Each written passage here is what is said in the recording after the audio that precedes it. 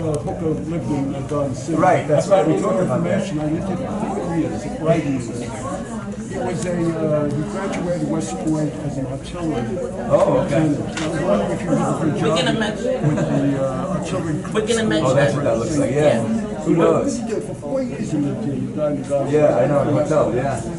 Do you like history? Yeah, you got Yeah, it. I'm a history. Well, Yeah. people tell me, Frankie, I don't care about history, but you know, I tell them history affects where we are now. The past affects where we are now. Stop for West Hempstead. West Hempstead West Historical Society. Hempstead. We spoke in Oh yeah, I go there every day. I climb around with the Indian guy there. His name's Henry. Oh, okay, yeah, I know. All right. Yeah, do what you gotta do. Yeah. West Hempstead had it's 100 years. The West Hempstead fire department. Yeah. What they mentioned, Helen Joy has done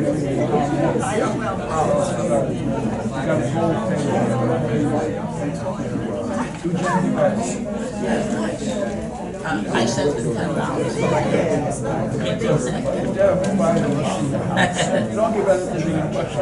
Yeah. Don't say what they got a home and say the barbecue.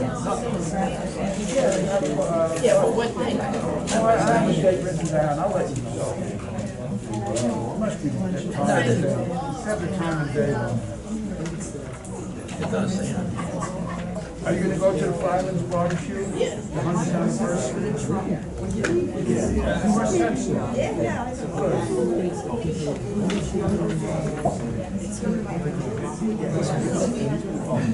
No, it's just. But if you want, yes, but I send a few dollars in donation. Yeah. Well, you know how you can see that.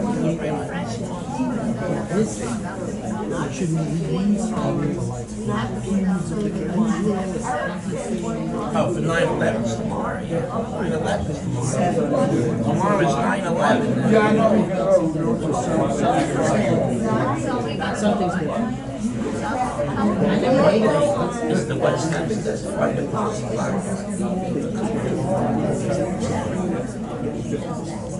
No, I got no. I got it downstairs my house. It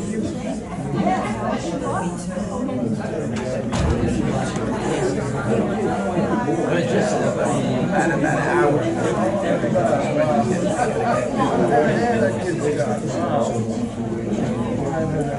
Squirting water. He's got a head of hair like the English soldiers with the high hats. Squirt on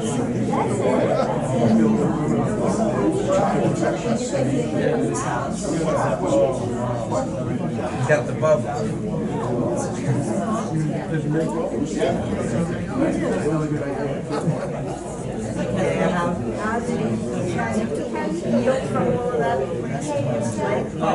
Even though it happened. He's only 23 months. He's over 13, 2 years old.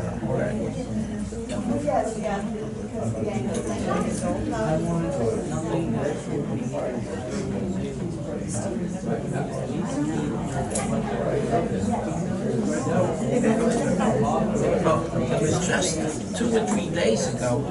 I got that all typed out. 8 pages. Ready?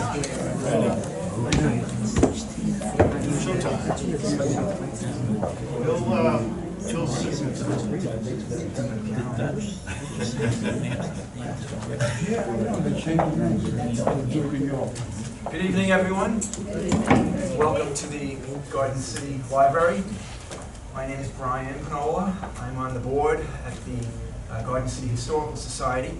And this evening, in conjunction with our village historian, Bill Belmer, wave Bill, we are presenting tonight's lecture. Before we begin the lecture, I want to point out a few people. We are joined by the president of the Garden City Historical Society, Mary Mahoney, right there.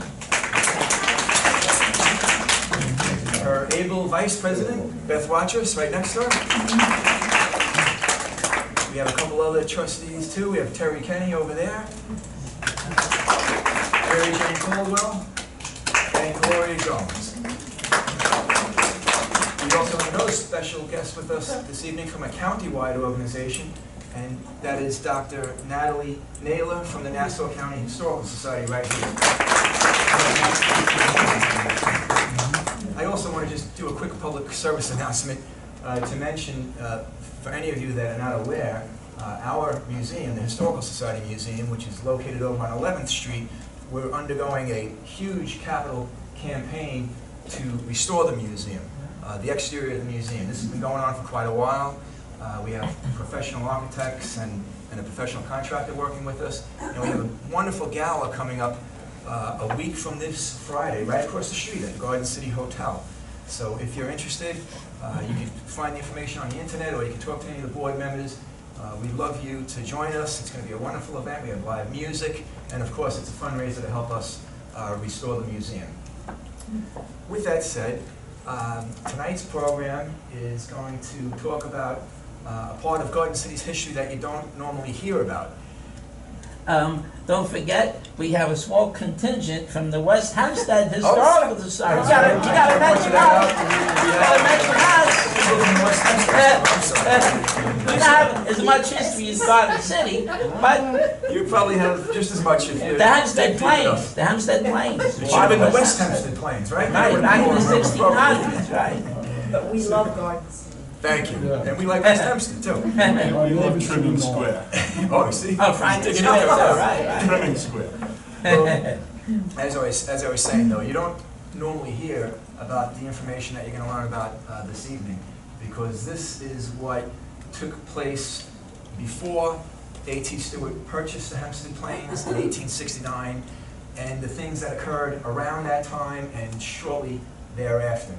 And our speaker this evening, who's a longtime resident here in Garden City, Jamie Falls, spent 7 or 8 years compiling research on this subject, and he has quite a bit of information that he's going to share with us this evening. So everyone, let's give Jamie a big Garden City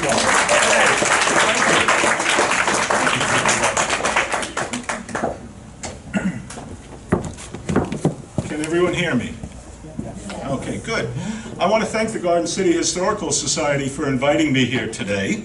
On the 13th of September, this weekend, the communities of Garden City, Stewart Manor, West Hempstead, and a number of communities to the east will be commemorating the 150th anniversary of the conveyance of a deed from the town of Hempstead to Alexander T. Stewart. That deed conveyed approximately 7,170 acres, more or less. Today I plan to talk about the conveyance of that deed in September 1869. We'll consider a series of events that took place in the preceding months that led to the town of Hempstead selling the Hempstead Plains to Stewart. There were people living and farming on the Hempstead Plains in 1869 and prior to then.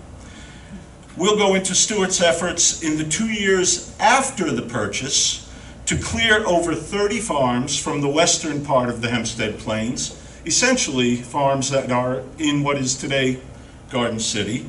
And we'll spice it up by talking for a few minutes about a political scandal 14 years before Stewart's purchase that, in my view, set the wheels in motion for Hempstead to sell their plains. I've been looking for a map for 8 years. It's a map of Stewart's purchase. There should be a town copy, and there should be a Stewart copy, and any number of copies that went to lawyers, a bishop, county clerks, judges, and the men who were competing with Stewart to purchase the Hempstead Plains. To this day, I have not found a copy. But I'm a resourceful guy, and I managed to find detailed maps from 1869, 1870, and 1873, prepared by Stewart's own surveyor. Together, these maps comprehend more than 95% of Stewart's purchase. 1 year ago, I walked up to the reference desk at this very library and I asked if anyone here might be able to talk to me about where this map might be. I met your village historian, Bill Belmer, We both understood the historical importance of the reconstruction that the maps that I have allow. And tonight we'll show you the detail of those maps and we'll talk a bit about them. Before we get started, I want to level the playing field. Not everybody's a scholar on Alexander Stewart or Garden City. So let's talk first about the town of Hempstead, particularly its partition from the town of North Hempstead. And we'll also talk about the plains themselves, and we'll talk about Alexander Stewart. We're going to discuss Long Island's history. I want everyone who may not be aware to be aware that Nassau County used to be part of Queens County. And I've got to keep this thing rolling here. Can we cut the lights? There you go. So Nassau County used to be part of Queens County. Modern-day Nassau County comprised a much larger part of Queens County than the fragments that are left behind. Here's modern Nassau County, here's modern Queens County with the Rockaways. The Rockaways were stolen from the town of Hempstead when New York City consolidated into the 5 boroughs in 1898. Nassau County was created January 1st, 1899, 1 year after the consolidation of New York City. The 3 towns that remain part of Queens County are Jamaica Town, which is of course obsolete, Flushing Town, and Newtown. If you're a Met fan, you might think that the Mets play baseball in Flushing, but absolutely not. They've never played a game in the old town of Flushing. They play in Newtown on the west side of Flushing Creek.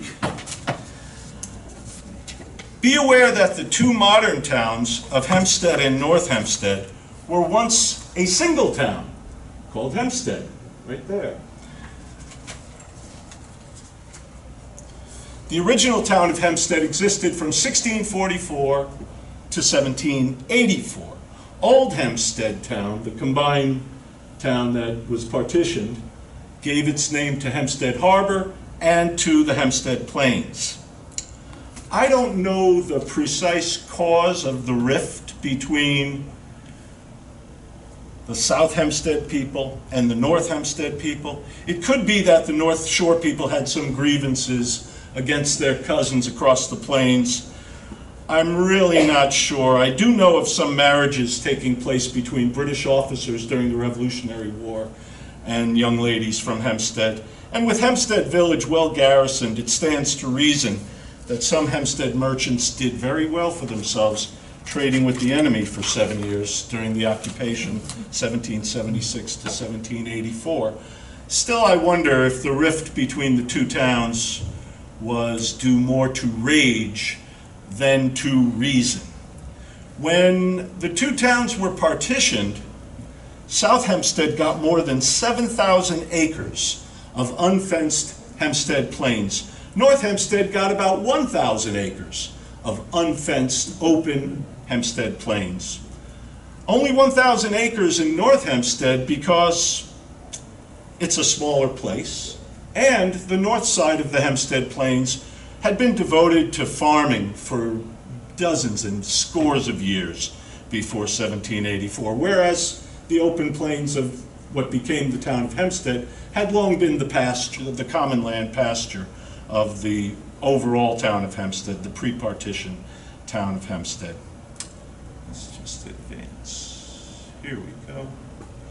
To sum it all up, you are now aware that the story takes place in the town of Hempstead, Queens County, and that the original town of Hempstead existed in colonial times and was succeeded after the Revolution by the modern towns of Hempstead and North Hempstead. Welcome, I'm James Falls. I live a bit over 2 miles away from here, northwest. I don't actually live in the village of Garden City. If you know where Nassau Boulevard comes to its glorious end at Marcus Avenue in the town of North Hempstead, then you know where I live. I don't consider myself a historian, and I'm certainly not an historian. The Hempstead Plains don't receive much attention from real historians. Real historians write books about New York City, Brooklyn, the Hudson River. The Hempstead Plains don't get much attention. Tonight you're stuck with me, an inquisitive amateur. Before we begin talking about people and events, let's mention the Hempstead Plains. We're on Long Island in the state of New York. We're less than 20 miles east of New York City Hall. We're less than 100 feet above sea level.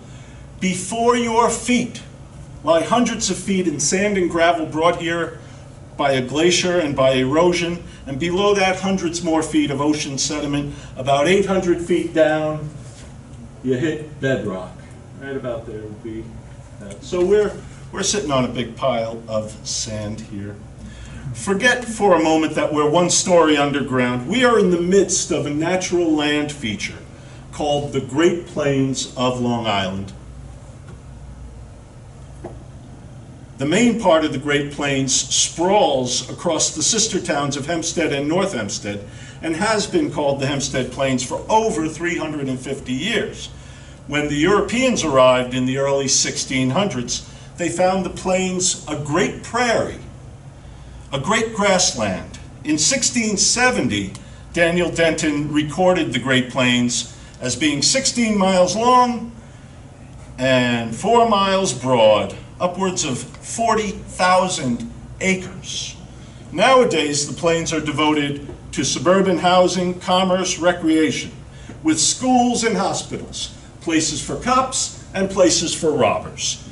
To the north of the plains lies a ridge of hills, speckled with ponds. Let's see if I can get back to that. There you go. You have all these ponds on the ridge of hills that lie just to the north of the plains. In fact, some of the best views of Hempstead Plains are found from those hills. For instance, the Grand Central Parkway, as it courses through eastern Queens, you would get a marvelous view of the Hempstead Plains.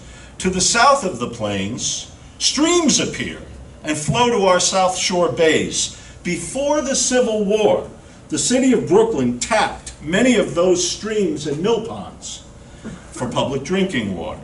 75 years later, when there was no more city of Brooklyn and those lands were owned by the city of New York, 75 years later in the early 20th century, Robert Moses took those old properties off the hands of New York City and built New York City, Nassau County's stream beds into state parks and parkways. The Great Plains extend easterly into Oyster Bay Town around Hicksville and Bethpage, and a little bit into Old Queens County towns of Flushing and Jamaica. The Hempstead Plains gained their fame in the 1660s after Old Hempstead Town came under English control. Charles II, here's his picture. Charles II was the King of England at this time, and His Majesty especially enjoyed horse racing. That was all the reason the well-born Englishmen in New York needed to organize horse races on Hempstead Plains. It's gospel around here that the races on Hempstead Plains in 1665 were the first horse races organized in English North America. No one alive can prove or disprove that, but there's no doubt that horse racing cemented the fame of the Hempstead Plains. The plains were also famous for being, in the eyes of many, a wasteland. Consider this. When he took his famous 1790 tour of Long Island on horseback, President George Washington arrived at Hempstead around midday after setting out from Jamaica. He stopped only long enough to feed and water the horses and his men, and then he made a right turn and headed straight for Merrick. On the way back from Coram and Huntington, he never came near the plains. So the plains are a bit of an unloved land. It has been my experience that many of the maps from the early 1800s do a pretty bad job of depicting the Hempstead Plains. I realized that deeds, not maps, might give a more precise picture of the lay of the land. My study of the plains has mainly been a study of deeds. That search for deeds has also led me to several maps. There are a couple of maps that came out before the Civil War that are actually pretty accurate in depicting the Hempstead Plains. This is an 1802 map by the Surveyor General of the state of New York, Simeon DeWitt, and it fairly accurately shows where the plains were. One thing I like to point out is there's this little bit of the plains up here that runs up what is Woodbury Road. If you go up to Woodbury Road today, you'll see that it's a perfectly, almost level road with a very slight incline, which must have been quite a nice thing for the horses that were charged with pulling wagons up there. That road heading out of Hicksville to Woodbury was the post road to Huntington. And on this map you can also see Jericho Turnpike goes no further than Jericho. Compare the 1802 map with the earlier map I showed of the Hempstead of Stewart's Purchase. Let me see if I can find that. I should have inserted it. There you go. This was in Harper's Weekly magazine in 1869. This is the only map that I have found that is a map of Stewart's Purchase. And when you see the original map, it's on a piece of paper, it's about that big. So it's not very detailed at all. Yet it does give a fairly good representation of what Stewart purchased. Let me fly through back to where we were. An excellent map was surveyed for the United States government by T.A. Jenkins in 1837. It shows roads radiating out from the village of Hempstead. It also shows roads going from Herrick's Road down to Woodmere, East Rockaway. Shows your roads going to New York City. It shows this road here, which is still partly in existence. This is Atlantic Avenue, coming out of the village of Hempstead, heading up toward what was to become the New Hyde Park Station area. But the original road was a road from Hempstead to Lake Success, to the village up there called Success. The 1837 map very clearly shows part of the old dividing road with North Hempstead. Unfortunately, I seem to have chopped that off, but we'll get back to that later. And then in 1859, a very good map, really a map that is in a class by itself, was published by a surveyor named Walling. This shows certain things like the Washington Racecourse. It shows that there were people living on the plains here. Here's the Hempstead Branch Railroad going up to what did become Mineola. That had to be right after Mineola changed its name from Hempstead Branch, 1859. And it also shows this road going from Hempstead Village up toward New Hyde Park. This road, of course, was obliterated when the Hempstead Purchase took place and Stewart put his own grid onto the area. I can't even begin to guess how many wonderful old maps of old Hempstead town went back to England with the English when the American Revolution ended. As for modern maps, this map, which I believe was produced by satellite data, is on the website of a Hofstra professor named Bennington. I would urge all of you, if you're interested in what's around here, this is a really, really fine map that shows just how flat and featureless the Hempstead Plains, and it also shows that Woodbury Road area, flat and featureless the Hempstead Plains were. These are basically sumps, these little things here, these are modern holes in the ground to keep the rainwater away. But I'm a big fan of that map by J. Brett Bennington of Hofstra's. He's a professor of geology at Hofstra. Stewart's Purchase amounted to 7,170 acres. That's a far cry from the upwards of 40,000 acres suggested by Daniel Denton 200 years earlier.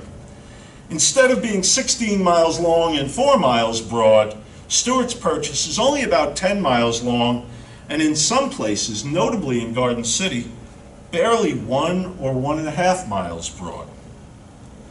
A few words about the Stewarts. Alexander Turney Stewart and Cornelia Clinch Stewart left no surviving children.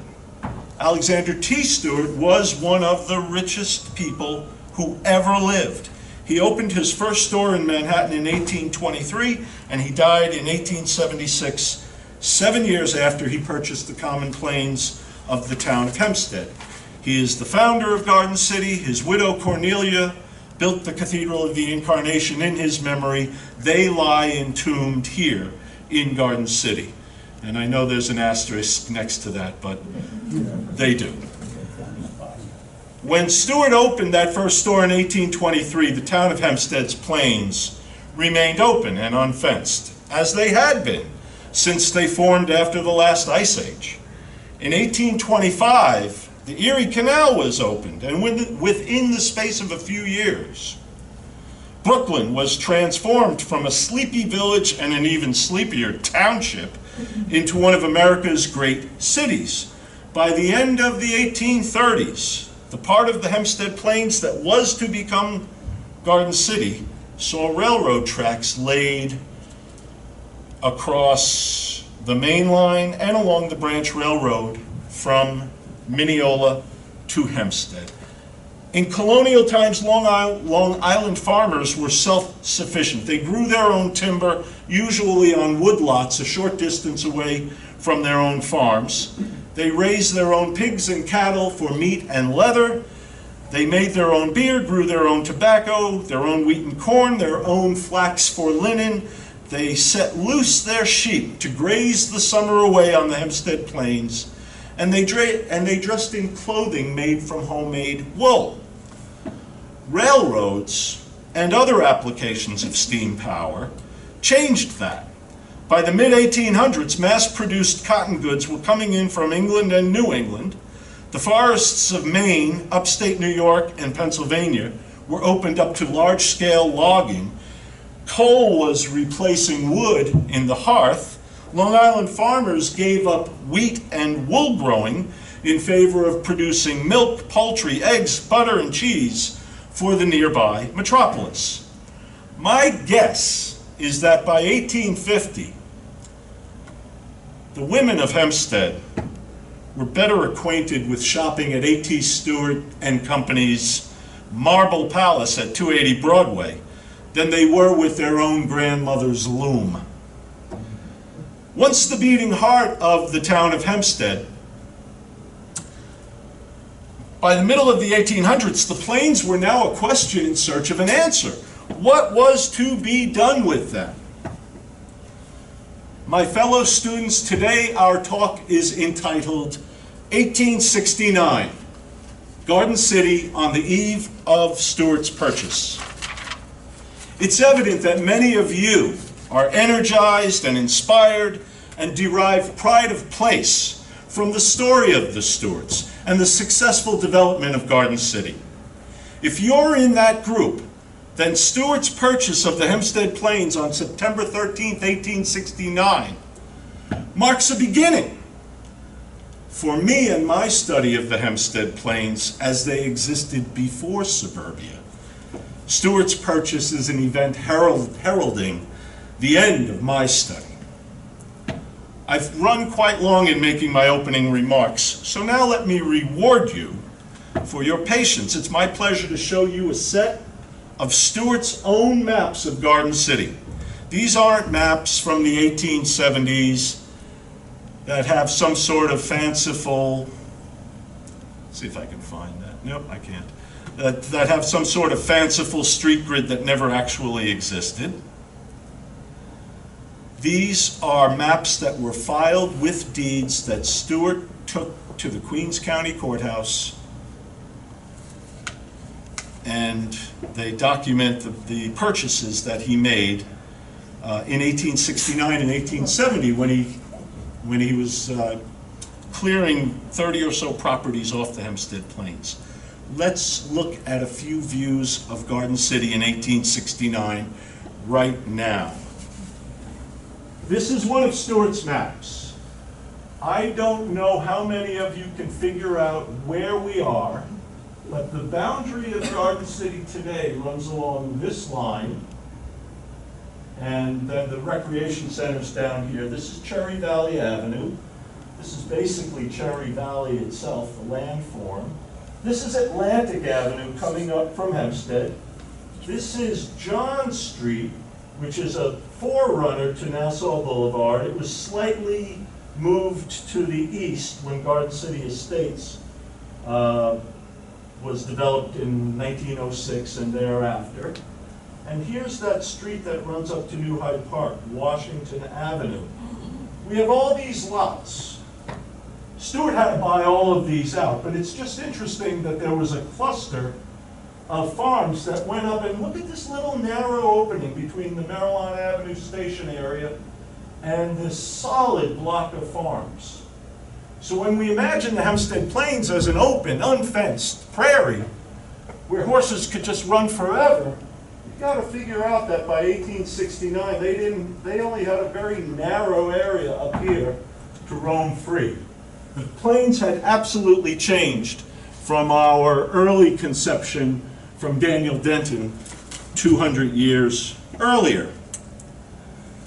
At the North Hempstead line, John Street heads northward from a point a little bit west of the underpass at Maryland Avenue, Nassau Boulevard Station. And it runs up this road on a direct course to the Queens County Courthouse and beyond that to Herrick's. The courthouse stood from 1790s to around 1910. And a cluster of properties appears in Cherry Valley. There's some properties over here by, is this Cathedral Avenue down here by Atlantica? No, Cathedral Avenue is over here. This is what, Hilton Avenue over here, roughly? I'm not exactly sure. But this gigantic cluster of farms over in the John Street area. This is 57 acres, 81 acres. These are very, very big properties, 50 some odd acres here. The area around the Nassau Boulevard train station was pretty thickly settled at the time that Stewart came along. In this southwest area over here, see, that's Courthouse Road coming up from Franklin Square. And it continued up to this point. It doesn't actually show on this map. There are other maps that do show a continuous road. But this goes through the property of the golf course, the Garden City Country Club, and then turns uphill and heads up to the Maryland Avenue area. Stewart bought all these Cherry Valley parcels. He bought all the parcels that are now in Garden City Estates. Despite what some crazy maps might show, the Newmarket Racecourse, which we really don't know exactly where it was, but the Newmarket Racecourse would likely have been somewhere on this map. The configuration, I believe that the configuration of the racecourse changed over time. I don't think there was just one place called Newmarket. I think the races, you know, we're not upset that Yankee Stadium is across the street from where it was 15 years ago. We're not upset that Madison Square Garden is a mile away from where it was 55 years ago. So I think it's very reasonable to think that in the 1660s, the Newmarket races may have been run closer to New Hyde Park or further from New Hyde Park or closer to Hempstead, and then moved about over time as racing changed. My idea is that the early races in the 1600s were not around an oval track. I think they would have been cross-country races, horse on horse, jockey on jockey. And as time passed, by the 1820s, and Newmarket was running at the Washington Racecourse, then I can see that they would have had a grandstand and they would have had an oval and all that. But I think over 150 years, you can't expect everything to change. But I do believe that the Newmarket races, this is the most likely area for where those races will run. Wouldn't it be great if we could somehow find a tavern site along John Street that served the clientele on race days. One more thing about this 1870 map. Many of you know where the current boundary between North Hempstead and Hempstead is. I have 5 maps that basically show it as it was redrawn. The boundary between Hempstead and North Hempstead was redrawn in 1871. This map is in the Nassau County Office Building.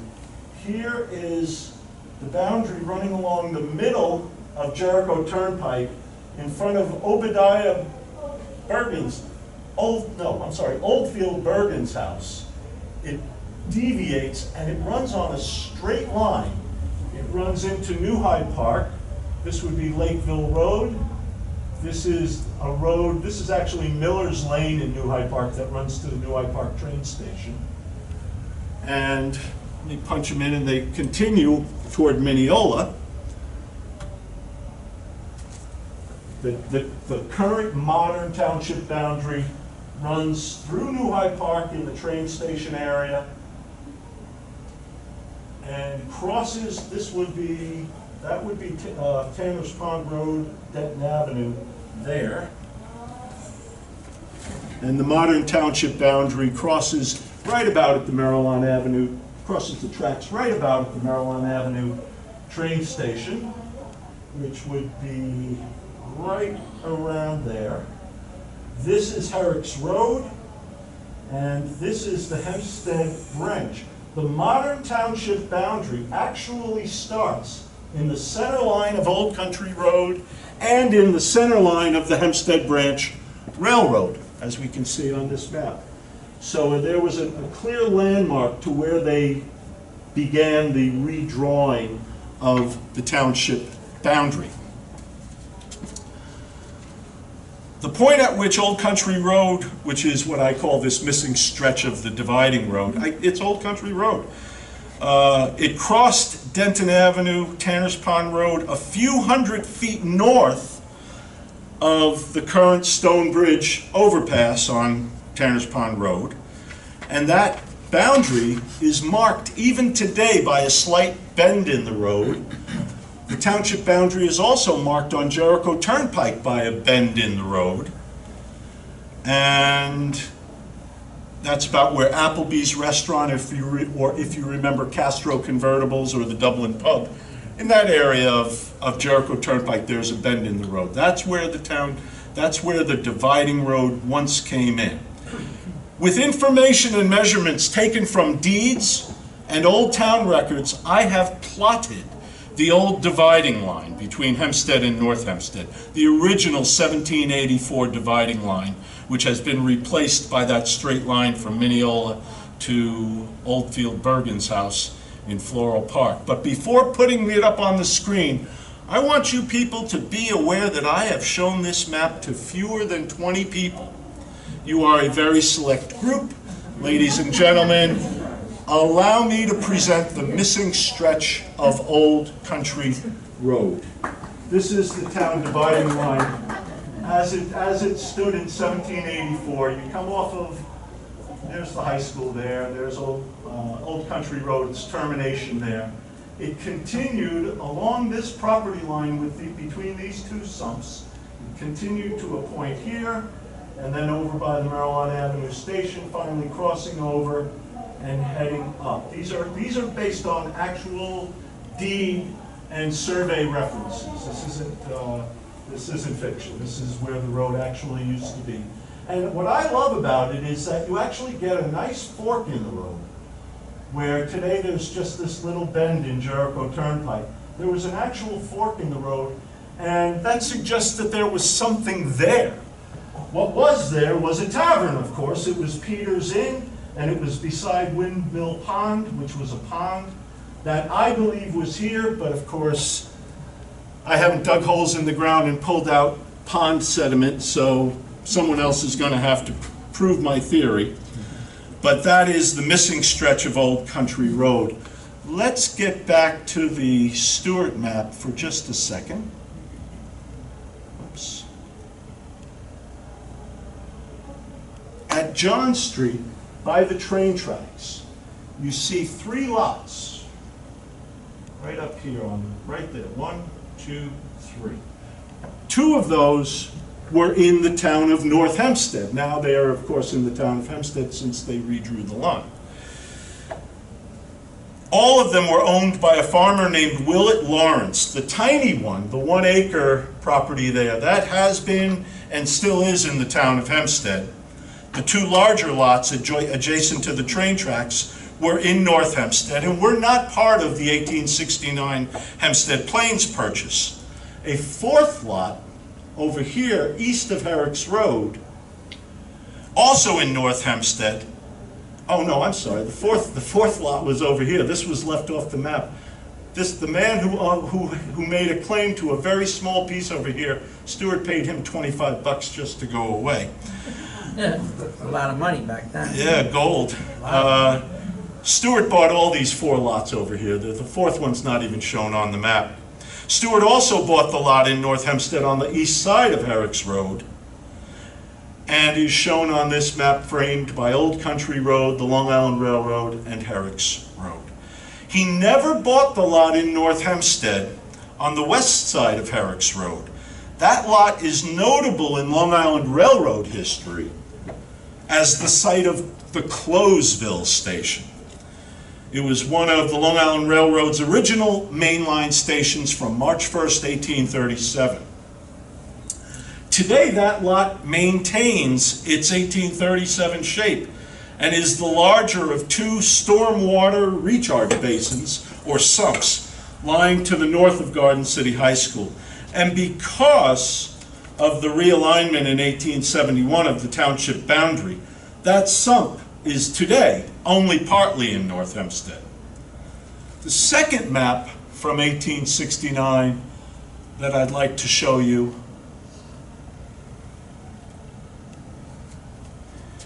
is a map showing the boundary between the village of Garden City and the village of Hempstead. It's marked on this map as the baseline. Right in there, you see baseline. These are all properties. These are all properties in Garden City, really from here up. This is all Garden City. This is the village of Hempstead, even to this day. Before Stewart's purchase, the area to the north of the baseline was almost certainly the site of a Revolutionary War era British encampment, where hundreds, if not thousands, of soldiers spent their winters, and where I suspect vast amounts of archaeology could be discovered. But something tells me that the folks along Meadow Street wouldn't be too keen to seeing trenches put in their front and backyards. Picking up their lawns, yeah. It would seem that the village of Hempstead, which barely went 2 blocks north of Fulton Street in the 1830s, had expanded northward with time. Why the town of Hempstead stripped the lands north of the baseline